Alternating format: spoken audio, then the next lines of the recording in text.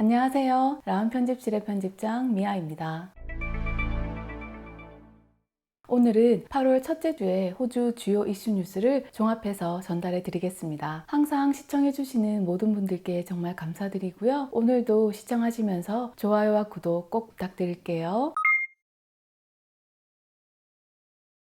빅토리아주는 8월 2일 지난주 일요일부터 락다운 4단계에 공식적으로 접어들면서 8월 5일부터는 필수 비즈니스를 제외한 모든 리테일 샵들 역시도 영업을 중지하고 있는데요. 하지만 이번 주 수요일엔 확진자 수가 728명으로 또다시 최고수로 기록했고 그 이후엔 다시 400명대로 하락했지만 오늘 발표엔 사망자가 17명이나 되었습니다. 아직 빅토리아주는 여전히 불안한 상태로 보이는데요. 특히나 이번 주엔 2명의 30대 젊은 층의 사망자가 나오면서 빅토리아 주민은 충격과 공포에 빠졌습니다. 무엇보다도 현재 상황을 더 심각하게 받아들여야 하는 것은 1000여 명이 넘는 의료 종사자들이 지금 바이러스에 감염되어 있다는 보도입니다. 토요일까지 확인된 780명의 확진자 중에서 1000여 명이 의료보건계 종사자들이고 금요일엔 140명이 추가되면서 지난 2주 동안 2배가 되었습니다. 코로나 환자가 급격히 증가하면서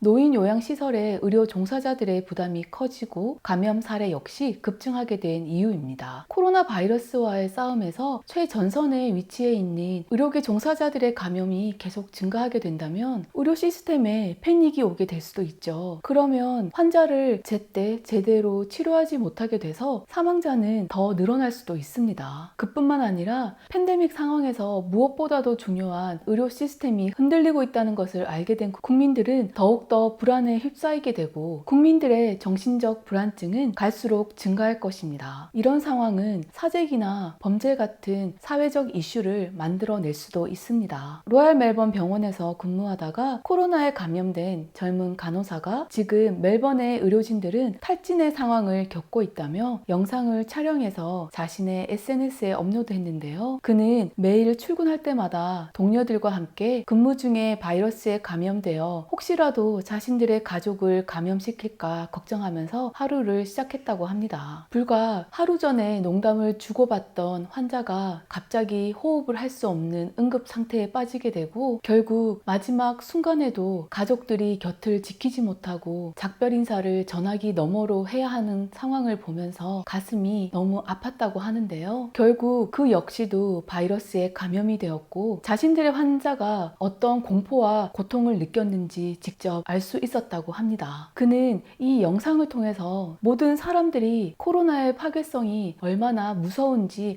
알길 바란다고 메시지를 남겼습니다. Trust me, I've got COVID. I'm young, but it sucks. It sucks. 지금 이 순간에도 여전히 많은 의료계 종사자들이 그들의 건강을 담보로 국민을 위해서 최선의 노력을 하고 있는데요. 정말 감사한 마음을 전하고 싶습니다. 부디 그들의 건강도 그들이 지켜주는 국민들의 건강도 하루빨리 안전해지길 바랍니다.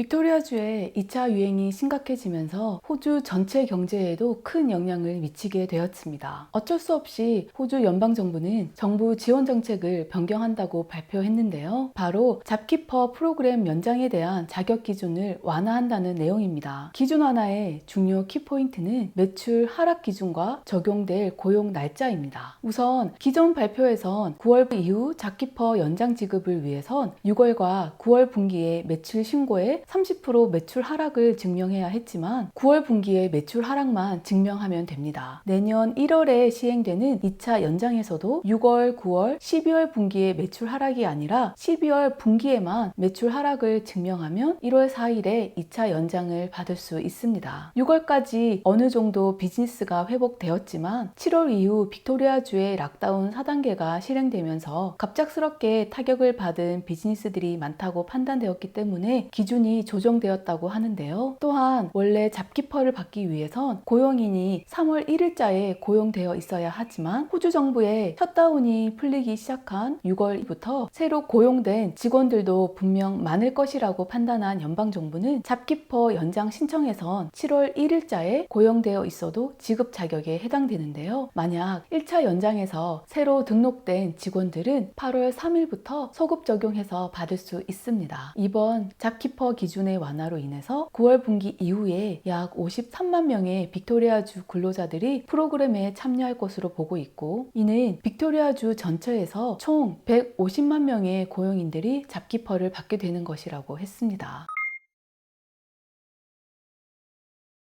레바논의 수도인 베이루트 항구에 저장되어 있던 수천 톤의 질소 암모늄이 폭발하는 대형 참사가 있었습니다. 이번 폭발 사고로 158명이 사망하고 5,000명 이상이 부상을 당했고, 여전히 21명이 실종 상태입니다. 또한 폭발로 인해서 6,200개의 빌딩이 파괴되었고 수십만 명의 사람들이 집을 잃었습니다. 폭발 현장에서 1.8km 떨어진 곳에 위치한 호주 대사관도 역시나 큰 피해를 입었는데요. 건물이 부서지면서 대사관 직원들이 부상을 당했습니다. 그리고 너무나 불행하게도 사망자 속엔 호주인 2살 아이가 포함되어 있습니다. 모리슨 총리의 공식 발표에 따르면 일반적으로 베이루트엔 2만 명 정도의 호주인이 거주하는데, 현재는 코로나 사태로 인해 그 수가 정확히 확인되지 않고 있지만 호주 대사관에서 모든 방법을 다해 피해를 입은 호주인을 돕고 베이루트에 있는 가족을 찾기 위해 총력을 다하고 있다고 말했습니다. 레바논 정부는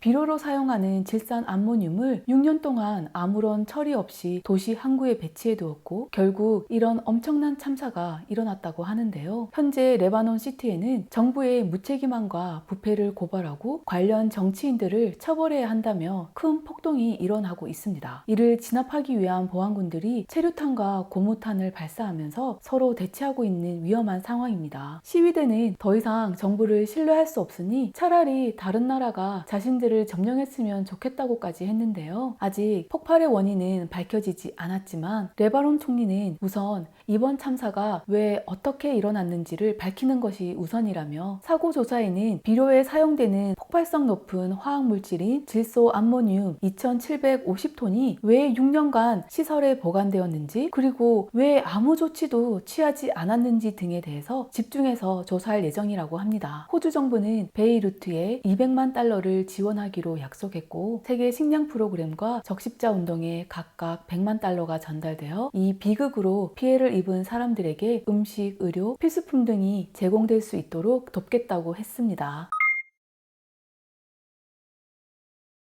코로나 사태의 최대의 희생자가 되어서 부도 위기에 놓인 호주 버진항공을 새로 인수한 미국계 펀드 회사 베인 캐피털이 이번 주에 버진항공에 대한 대대적인 구조 조정을 발표했습니다. 코로나 바이러스로 인해 승객 수요가 상상할 수도 없는 수준으로 곤두박질 쳤고, 회사를 부도에서 지키기 위해선 최선의 선택이라고 말했습니다. 항공사 직원의 3분의 1 정도인 3,000명을 감원하고 버진의 저가 항공사인 타이거에어를 없애겠다고 밝혔습니다. 물론 국내 여행이 다시 활성화된다면 타이거에어가 다시 부활할 수도 있다고 했지만, 자신들이 추측하기로는 국내 수요가 완전히 회복되려면 3년 이상이 걸릴 것이라고 예상하기 때문에 현재의 계획으로는 타이거 항공은 끝이라고 했습니다. 만일 이번 발표로 인해서 타이거 항공에 크레딧이 있거나 미리 예약해둔 항공편이 취소가 되는 승객들은 버진 항공의 서비스를 대신해서 받게 됩니다. 버진 항공이 우선은 직원 3,000명을 감원하고, 만일 시장이 회복되면 다시 2,000명 정도를 고용해서 앞으로 약 8,000명의 직원이 버진 항공에서 근무할 계획이지만, 코로나 사태가 어떻게 흘러갈지 아무도 모르는 것처럼 추가 인원 감원이 없을 거라고 보장할 수는 없다는 말도 덧붙였습니다. 하지만 그나마 다행인 것은 현재 휴직 중인 6,000명 중에 상당수는 잡키퍼가 연장된 내년 3월까지 호주 정부로부터 잡키퍼 급여를 계속해서 받는 것인데요. 만일 잡키퍼가 연장되지 않았다면 또 다른 6,000명의 실업자가 추가될 수도 있었던 상황이네요. 경영위기의 항공사는 비단 버진 항공뿐만은 아닐 텐데요. 퀀타스 항공 역시도 6월부터 6,000명의 직원을 감축할 것이라고 발표했습니다. 국제항공협회는 지난 6월에 코로나 사태가 올해 840억 달러 이상의 항공사 손실을 몰고 올 것이라고 밝혔는데요. 전 세계 항공사들이 코로나 바이러스 대유행으로 심각한 위기에 직면해 있는 현실입니다.